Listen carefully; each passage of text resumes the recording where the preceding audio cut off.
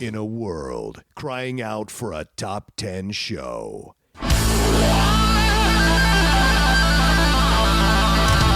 John Roca and Matt Nost are here to bring you the top 10.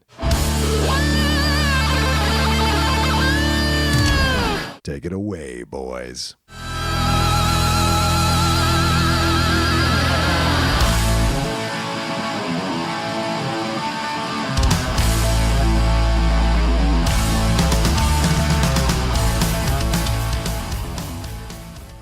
Welcome, everybody, to the Top 10 Show movie review. I am one of your hosts, John Roca, joined as always by Mr. Matthew Nost. Matthew Nost. How are you? I'm good. So, if you've downloaded this is spoiler filled. Yes. We are talking about Joker, our thoughts, whatever scenes, et cetera, et cetera. If you don't want this ruined. Yeah, if you haven't seen the movie. Exactly. Yeah. As we always say, thank you for your download, your stream. Have it play at mute in the background so we can get the full, stream value of that. Absolutely. That seems a little psychotic on some level. Just walking around places with us playing on mute in their pocket. I think people have a feeling about that. They're totally cool with it. What does that They'll mean? let it run. I think what they'll do is what you do is flip the computer on, hit play, mute it, then walk away.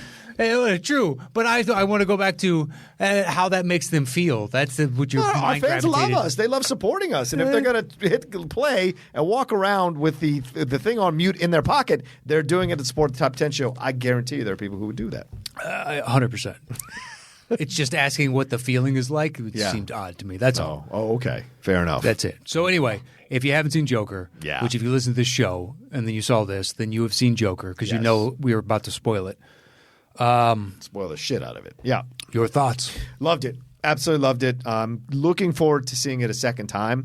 The schedule hasn't allowed me to do that. I'm hoping I get to do that on Sunday to go see it on IMAX and take Lindley to go see it. She wants to see it. She's excited. She's not a superhero person, but this is something else. Catherine went with me. Yeah, she did. Yeah. Right. And this is a brutal movie, an uncomfortable movie a lot of times. The pacing of the movie is unique. It's not easy. For this genre, yes. Yes, it's not easy to gravitate to this movie. You have to really either want to turn off like this part of you that wants to dictate what happens in the movie and let it do its own thing and ride along with it. Okay. And then by the end, you can decide for yourself what was real and what wasn't, and whether he's redeemable or empathetic at all or sympathetic at all, and how you feel about how Todd Phillips presented it. But the score is incredible. It's the first score I've bought since I came out of a movie theater since Man of Steel. No, it's fantastic. Immediately. And the cinematography. This is next level filmmaking in a superhero genre, and I think it's incredible. The only one, as far as pacing, that comes close is Shyamalan's, because he's trying to tell basically the growth of an individual into that world. You mean Unbreakable? Yes. Yes, yeah. But this one is, look, it's pitch perfect from note one to the final note. Right. It is impressive. So much so that I turned to Catherine and she was like, that was, usually I have to ask her opinions initially, and she was like, that was really good. Yeah. And I'm like, wasn't it? What about this? And we talked about it for 10, 12 minutes, and she could give two flying fucks about Joker and Batman. Like, she likes them as characters, but not lived in. Right. Actually, it came up on another TV show, something I actually learned from Batman. Have you seen the show Evil on CBS? Yeah. Okay. It's a new one. When she puts the sign up and she can't read it. Oh, right. I learned that from Batman because he was getting preyed upon and he had to figure out like that this isn't real, and that he couldn't read it, and instantly he goes, I'm asleep. Yeah. And it's Batman. Batman knows those things. That's why I liked Batman. It's like, that's smart. Yeah. Look at you. You can't fly, so you got to be, you just got to be better than everybody else. But, motherfucker, was this good. Yeah. Yeah. The story is great. The slow build, the manic laughter, you can tell. So my presumption is that the laugh is the catharsis that he had to create for himself as a little psychological shell when he was a kid being chained to that radiator by a dude that he didn't know that was sleeping with his mom and beating his mom. Yeah, and him. Right. So perhaps the only thing the guy could tolerate was him laughing in any situation, or that was the one that got him beat the least. Yeah. So he would just laugh, and you could see it. There was 3 or 4 distinct different laughs that he had somewhere. Yeah. Like when he's just playing with the little kid and the woman says, in essence, stop. Yeah. You're a weirdo. He was crying. Yes. While laughing. And then another time it's pure mania. And I love as he's walking out from the one dude cracking jokes on the midget, and he has that laugh that seems so sincere, and he turns the corner and instantly shuts it off, and you realize, like, that was you trying to fit in with society. Yep. It was so just over and over and over. I also think the laugh is his way of dealing with sad feelings that come up. Like his way of... It's the only way he can process it. Yeah, right, exactly. Because it's so consistent and constant as he was growing up, he learned this as a reflexive thing. Now, Phoenix said that he studied these people who have this thing, and there's a name for the syndrome that he has, or the symptom that he has, that these people legitimately exist who have these laugh reactions to things, which is why the card was awesome. I do want to, and I will probably grind some axes on this review, Matt, because I'm really frustrated by some of the reviews I've seen from critics, from in the Hollywood Reporter and Variety, some of the things they've said. There was this, and I know this is a thing. They were trying to manipulate some of the chronology of certain things to fit their narrative about mental illness in this movie. And I think this film addresses mental illness in two separate situations. One, he's not a chemical imbalance mental illness guy. He is a mental illness from having psychologically broken. Yeah, exactly. And also the trauma from the head trauma affected his brain. So affecting his brain, he processes things differently. So the mental illness is not brought on from a chemical imbalance, which is a lot of mental illness. This mental illness is brought on from something else that's occurred from an outside source. So to judge this as somehow making a grand statement about mental illness is ridiculous. I think it's ridiculous, and I found that to be just an what do you call it? An incorrect prism with which to view the movie. I think mental illness is part of it because obviously he writes about it, but he writes about it because he's been told that he has this. Yeah. He's been told that this is it. It isn't until he finds all the pictures and all the file that he realizes that this occurred because of the beating, because of this, because of that, and that turns it into something else completely. Well, that's when he just fully comes into his confidence. Right. He has this persona that he's created, and it seems to be succeeding, but he doesn't have it in his personal life where it matters most. And this is all a sham, and you can feel that because he only flashes out with exuberance as that character a few times, but he never fully kind of gets sucked into the void type of thing until he finally just commits. I mean, you could say it's when he's asked to be Joker, but I think it's more so when he's on stage and talking about Murray and the fact that you invited me on here just to be ridiculed. That was flipping it. That's when you know when he's on his game. You know what I love? So I'm watching that just transfixed, as I hope most of you were. But if you weren't, so be it. So be it. When the ambulance hits the side of the police car, and I'm just watching this, right? And you see the two dudes coming around, and in my head is like, that's how you get henchmen. It's always a question. Right. How the fuck do you get henchmen in the underground? And when he stands on top of the car and be like, cult of personality. Yeah. There it is. He sold an idea, and they're willing to embrace the idea, potentially die for it. And they all have their own origin story as to what that idea is, but it's a shared collective. Yeah. It's like, that's how you get henchmen right there. You get an entire fucking army. Yeah. Well, and whether it's real and that's the thing that some people also push back and saying, oh, it glorifies the Joker at the end because all those people are on him. No, it doesn't. It's just a cult of personality. Yeah. These people happen to follow this guy. It doesn't mean Todd Phillips is not saying the viewer should follow the Joker. Todd Phillips is showing that for every one of these kind of weird dudes or good dudes or unstable dudes or whatever dudes or women, there is a cult that could possibly spring up to support it because of what he represents or she represents. Well, a cult, I think, is strong in that in this, it's social inequality. It's right. It's more class warfare. But I mean, like wearing the masks. Yeah. That's the cult type of behavior, right? It is. Adopting a certain kind of mentality. But you're right. It's all born out of this, right? This really awkward moment where he's getting his butt kicked and he's tired of getting his butt kicked and he shoots these three dudes, these three rich white guys, kills them all. Who, let's be honest, we're asking for it. We're asking for it. Douchey white guys. I got you. The way they were Trust dressed. me, I was sitting there going, oh, God, I would love to punch each and every one of you. Oh, yeah. I've known so many douches like you. Oh, yeah. And that's on purpose. That's on purpose. You want to hate these guys. It is. So that when he kills them, you don't feel that he's fully evil, right? You feel that moment like, okay, he's fighting back to the situation. The first two. Right. When One, he possibly two. chases. Yes. Yeah. That's when it goes, he feels this power. Like suddenly I'm a big man. Look at me. I got a gun type of. Right. And you're like, that's not the Joker. But he has to start somewhere. Exactly. He has to start somewhere and get there. Yeah. As opposed to like the Halloween movies that Rob Zombie did, those terrible Halloween movies, he's a shitty director.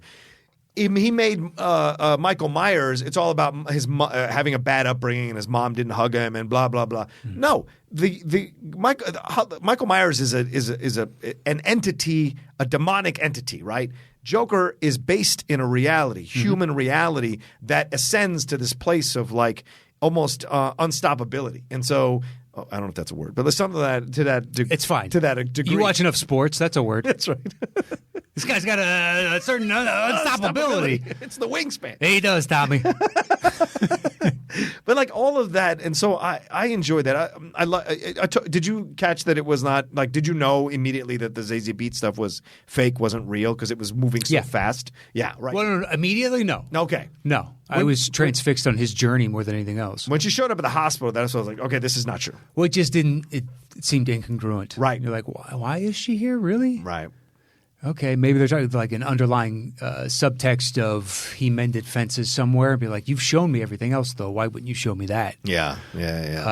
But no, I was so enraptured in his ascent that I wasn't questioning all that much. What about that moment in his apartment when he bashes that dude's head into the fucking wall? So Holy good. shit. And then the little dude has to go up to the chain. Everybody's focused on that, but that was, I mean... my theater laughed, not like a hilarious laugh, but it was like, kind of like, that's not good. It was good. Yeah.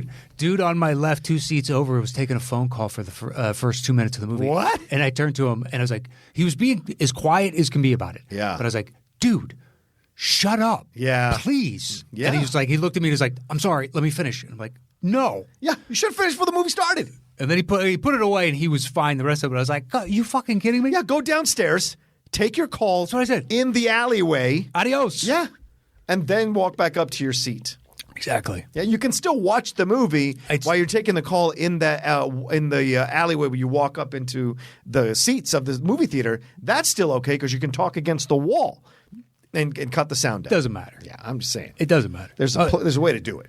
Yeah, it's called Get the Fuck Out.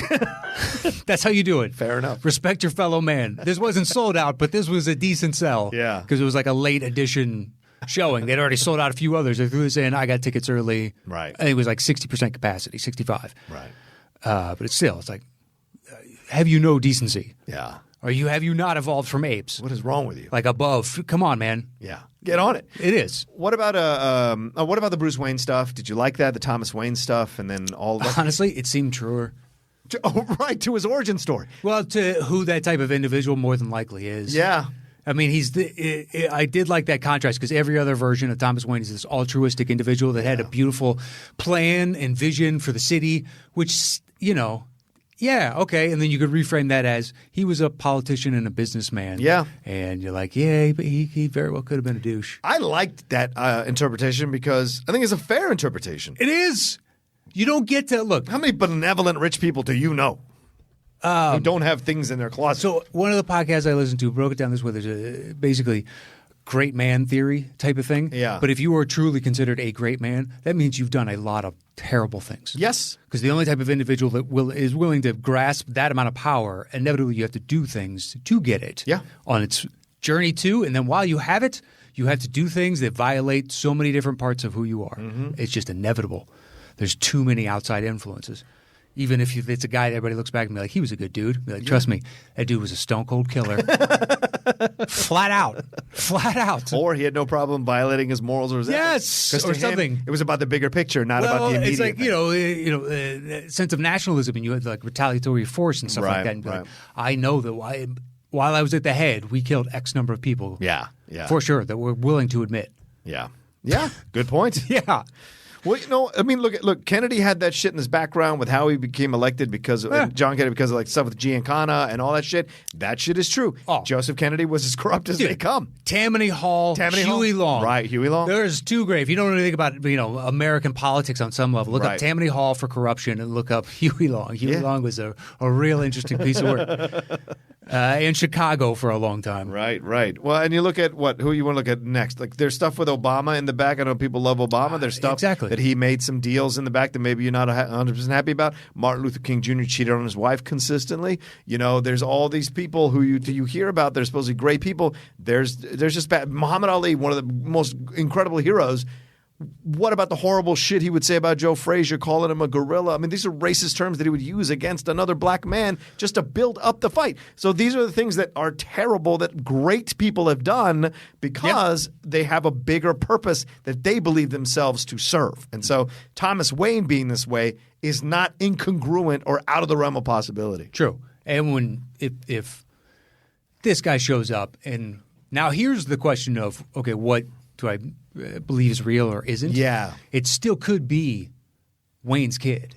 Yes, absolutely. If he's at this position, that means more than likely he was at some relative position early on and used, key influence to get a woman, declared mentally insane and whatever else, forge adoption papers and all that stuff. That's certainly possible. It's totally possible because he's got that photo later on that has the TW in the logo style of who puts their initials like that ever. Mm-hmm.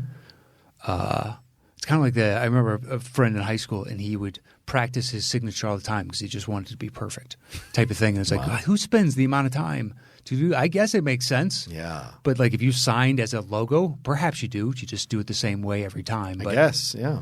It seemed too perfect. And I'm like, okay, so is that real? Yeah. I don't know.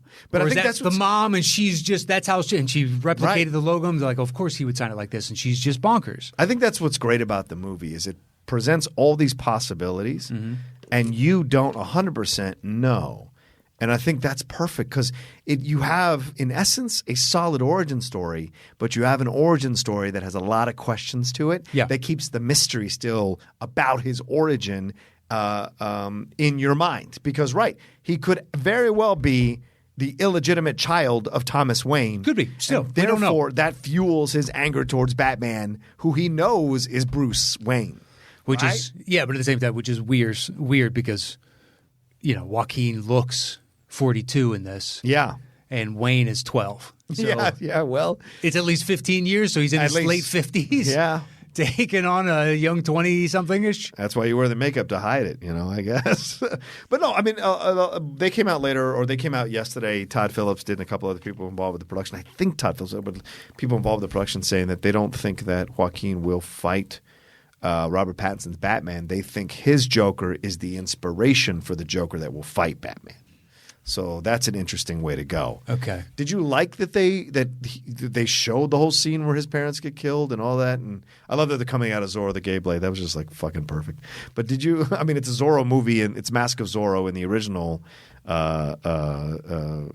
thing in the comic books, the original origin story of the comic books. But you're saying what? Him killing his mom and then being the cause of Thomas Wayne's death? Right. Because he motivates that dude to go down the alley and kill Joe Chill possibly. But either way, it sets up the possibility that the Joker stems from this whole movement. I like that infinitely better than he just happened to be the dude that created Batman. Yeah. Like they did in Batman 89. Right, Napier. Oh, I hated that too. Yeah, it was fine with me because at the time, I was still young enough to where I was getting into Batman. I got into Batman because of the hype of this and started reading all the stuff and buying T-shirts and living with that character for a while. Yeah. But it was the lead up to that. So I was well enough first, but at the same time, it wasn't as deep a category. So it's like, oh, that's a different way to write it. Okay. Yeah. And I just accepted it more. It's just like, I don't know, this rings true. If you got to have him do it, then he was the inspiration that caused a madman to pick up, to wear a mask to commit a crime. Yeah. Perhaps that individual was just, capitalizing on current weird circumstances. Sure. I put a mask on just like Joker did. I can disguise myself in a crowd. Nobody knows the difference. Right. Do you think people are comfortable with this movie? Like, it shows too much of a mirror to society? And... Well, look, they had cops posted at all kinds of different theaters So around. There was ridiculous. 2 security guards at the AMC that I went to that I've never seen there before.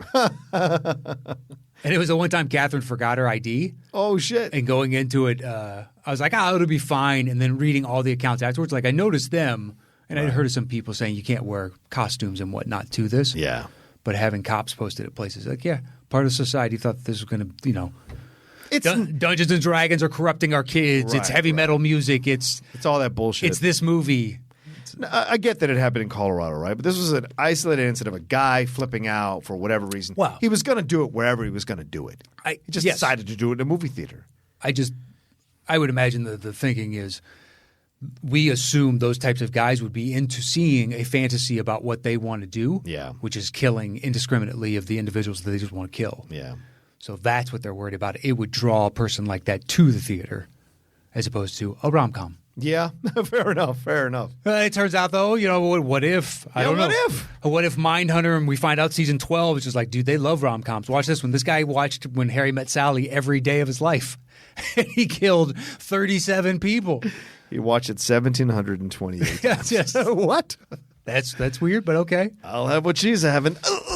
All of that is, I don't know, man. I'm on the fence of, I'm on the side of the fence of that's just a bunch of hoopla that was unnecessary, but it could have also fueled a larger box office than was originally intended, because it did do better at the box office than they had predicted. 93 domestically? Yeah, 95. 95 and then 110. Yeah. So almost $200 million on a $55 million budget. You've essentially made your money back. With no explosions. Yep, with no explosions. Just a bare bones film with a great actor, a good director, and telling that story. Anything bothered you about the movie? Anything you didn't like? Nothing that distinctly leaps to mind. Okay. You? Like bothered you? Perhaps if you had one, but I can't think of, because I was just so enamored with, wow, this choice here and the slow fuse on this fucking powder keg. Yeah.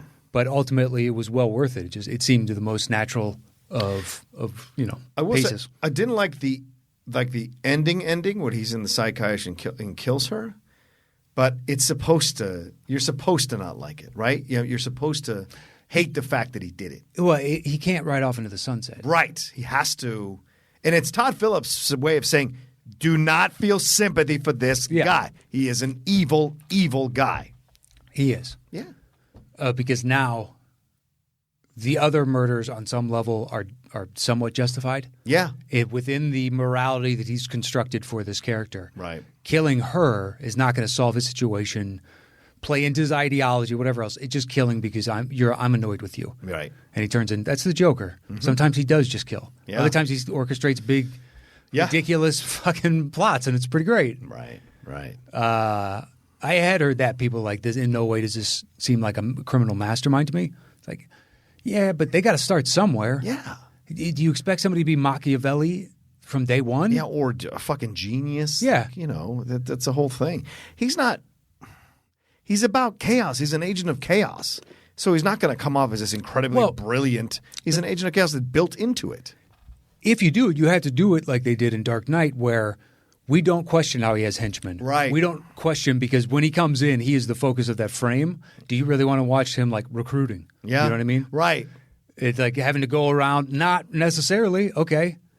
I don't know. I think he could get there, because now if he is fully confident and he understands that killing is okay, if he could indiscriminately kill, yes, he could. But then Joker eventually makes like laughing gas type of thing where it kills you and leaves a permanent smile on your face. I mean, it can go pretty ballooned. True. Again, again and again. Oh, well, they did it in the animated series. They've done it in the my favorite, the animated, like the fish. Get it? He's holding a fish. And he's got a big stupid grin, and you're like, okay. Good point. All right, we're at 23 minutes. Anything more you want to cover with it? So there's no chance. I heard like right before 2 weeks, 3 weeks before, they were flirting with the idea of maybe there is a sequel in here somewhere. Yes, they're still considering it. I think when you make 4 times your budget on the opening weekend, you can have a conversation about a DVD sequel. sales, the Blu-ray sales, Right. whoever's going to pay for it to have it on their streaming platform. Yep. All of that's going to be there. And the second weekend will be real interesting. Because there's not much coming out this weekend that's going to necessarily challenge Joker. So I wonder how long it's going to hold on to what it's holding on to. And not until Terminator Dark Fate does anything really come out that's going to put – Addams Family ain't gonna challenge it. No. I mean, Terminator will just because it's the new thing, but – it's a shiny new toy. That trailer is just awful. Oh, I can't agree with that, but I hear you. I've seen the same one a couple different times, and I'm just like, that looks so boring to me. So boring. Yeah, I mean, Gemini Man's not going to take it. No. Zombieland 2 won't do it. Jojo Rabbit won't do it. JoJo won't. I don't think Maleficent will do it. But Maleficent will get those Disney dollars, you know? He will get they'll get families, they'll get... Right, so how many people are going to see Joker who would go see Maleficent? That's what I mean. Yes. I think the Venn diagram is very small on that. But at the same time, I think Maleficent has a guaranteed base. Like, what do you think he's going to do? 50 million? 60 million? Yes. That's what it's estimated at, 50 to 60 million, yes. Okay. There's no way the Joker in its second week is going to go from 95 domestically to 71. It's going to drop off more just like they always do. It will, absolutely. But so it's going to down to the 30s? Yeah. By the time Maleficent comes out, Terminator comes out on November 1st, so that'll be the thing. Yeah, it's a ways down, so that'll take number one. They keep saying The Irishman is coming out that weekend, too. Holy shit, that's good. The Irishman comes out that weekend. And then that trailer looks good. Yeah, it does. And that trailer looks real good. A few people have already seen, like Perry went and saw it at the New York Film Festival. She's like, this is the best film of the year. I was like, oh, fuck, man, I can't wait to see this thing. It's been Yeah. There's been a few movies this year that's just like, damn, that was a good movie. Mm-hmm. Good for you. It's not a bad year for movies. I don't think it's a great year for movies, but it's not a bad year for movies. It was a bad year for blockbusters, for summer movies. Sequels, certainly. Well, that's all anything is. Yeah, right. But there were a few standouts, but there was a bunch where they were just DOA for me. Yeah. Certainly Men in Black, Jesus Christ. Yeah, Men in Black was awful. International. Just awful. It was. And what else? Spider-Man. Well, Spider-Man, that experience was ruined for me. Oh, right, because those people talking and stuff? Yeah, and then the people that came in with 25 minutes left or whatever it was going, these are our seats. There's no way these are your seats. This movie's been going for an hour and 40 minutes now. Get out! Way. Get out! What's showing? Oh, the one that starts in an hour? Yeah, go. Sold out theater. They walked in. Really? Yeah. No, I mean, sold out. It doesn't occur to you that you're at the wrong time? No. Sometimes human beings, man. I can't. All right. Any last words on Joker? No. Go see it if you haven't seen it, but I don't know why you listened this long if you haven't. So I would imagine everybody has. Yeah. Let us know what you think. You can tweet at us or you can go on the Facebook group and start a conversation with us about it. But Matt and I are in agreement. This was fantastic. I don't know if I can call it a masterpiece. It feels like a masterpiece, but I'm not ready to call it a masterpiece yet. I got to see it one more time. Oh, I'm definitely seeing it again. Yeah. It's just a matter of how long I want to wait because I do want to. Yeah, I want to not forget, but the fog of time starts to set in a little bit. That's right. Here and here, like when you said his parents dying, it took me a beat. Because it's like, he didn't have a dad. I was like, oh, you mean Thomas Wayne potentially? Yeah, Thomas Wayne. Because otherwise, the other dude is, some adopted father he didn't know. Right. I have no connection to that. Alfred was cool, though. That one with Alfred was fucking badass. Seeing Alfred roll in there. Oh. With Bruce. He's grabbing him by the neck. I was like, holy shit. All right, well, there you go. That's our spoiler-filled review of Joker from Todd Phillips, starring Joaquin Phoenix, who should win. I think Best Actor. Let's see what else comes out. Yeah. Let's see, at this I don't want to anoint anybody. He's a front runner at this point. I can't think of anybody who just crushed me with one performance like his. So that's what I would say. That's usually a Day-Lewis level. Oh, man. Now you just want my brain. A Daniel Day-Lewis Joker movie would have been I think he's incredible. Too old for it. No, not now, obviously, but I mean back in the day. Yeah. Yeah, but at the same time, I think we had to have all these other things exist for you to be able to do a story like this with Joker. Great point, dude. Because, diversification. Yeah. Hey, let's try and return investment. It doesn't all have to be within this huge, long continuum. Yeah. Not everybody can be the MCU. So why don't we just – I like that. Paul Thomas Anderson directed Daniel Day-Lewis Joker movie. Jesus Christ. See, what about like a PTA Riddler or a PTA Penguin? But a PTA Riddler, at least there's some fun and whimsy. True. Yeah, I see your point. I watched The Way We Blood the other day again. I hadn't seen it in a long time. Man, that film is so good. I've seen that movie a lot of times. That's so good. Yeah, trust me. You're talking to PTA and Paul, fucking Ann Day-Lewis. I need to buy that soundtrack, by the way. That's a great score. Anyway, all right, we're rolling off the edges, or rolling off the rails. It's fine. Thanks everybody for listening to this episode of extra content. But those on the free feed, if you want to get to this a couple days before it comes out on our regular feed, you can go to patreon.com/the top 10 with the number 10. Hit us up there. You can get access to earlier reviews. We got Topic Thunder. We got classic shows. We got this. We got that. We got it all, baby. Come on over. Get yourself a taste. And get ready. We got some announcements coming real soon about the show that I think you all are going to be incredibly excited about. And but we'll probably be announcing it on the next full episode of the show. Well, for the Patreons, yeah. And then those listening on the regular feed, well, then go back and listen to yesterday's show because that's when you heard us do that announcement. Exactly. Good point. So we will look for you guys on the flip side. There you go. That's at Matt. You can follow him at Matt Nost. Follow me at The Rocha Says. We'll talk to you soon.